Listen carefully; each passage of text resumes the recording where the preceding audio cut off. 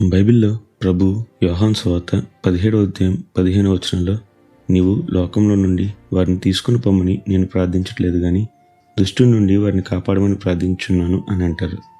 తెలుసా, ఒక్కొక్కసారి మనం పనిచేసే స్థలం, మన స్నేహితులు, చుట్టూ ఉండే వాతావరణం అంతా చాలా పాపభూయిష్టంగా ఉండవచ్చు. అయితే మనం లోకంలో నుండి వేరు చేయబడిన వారిని కాబట్టి ప్రత్యేకంగా జీవించాలి. మరి మీరు అలా ప్రత్యేకంగా జీవించేవారుగా ఉన్నారా?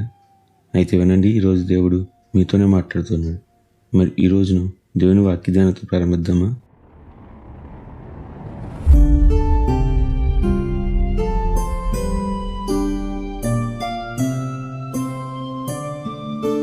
బైబిల్లో మొదటి రాజులు 18వ అధ్యాయం చదివితే దానిలో ఓబద్యా అనే ఒక భక్తుని వృత్తాంతం చూడవచ్చు.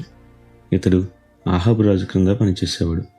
మనందరికీ తెలుసు ఈ ఆహాబు భార్య యెజబెలు గురించి.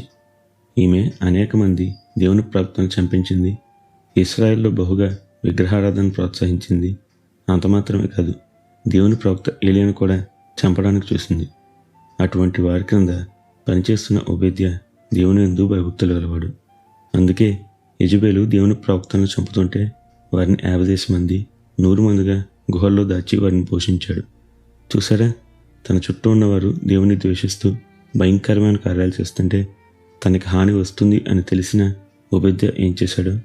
అందుకే దేవుడు ఏలియాను ఓబద్యాకు కనిపించేలా చేశాడు. ఆ వాత రాజుకు చేరవేశాడు.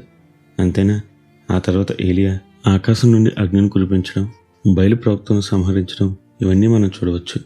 చూసారా, ఈ ఓబద్యా జీవితం మనకు ఒక గొప్ప పాఠం నేర్పుతుంది.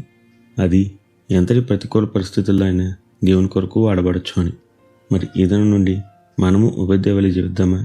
అట్టి గొప్ప ధన్యత దేవుడు మనందరికీ దయచేయనుగాక. నిత్యం ఘనత మహిమ ప్రభావములు యేసుక్రీస్తు నామమునకే కలుగునుగాక. ఆమెన్. హల్లెలూయా.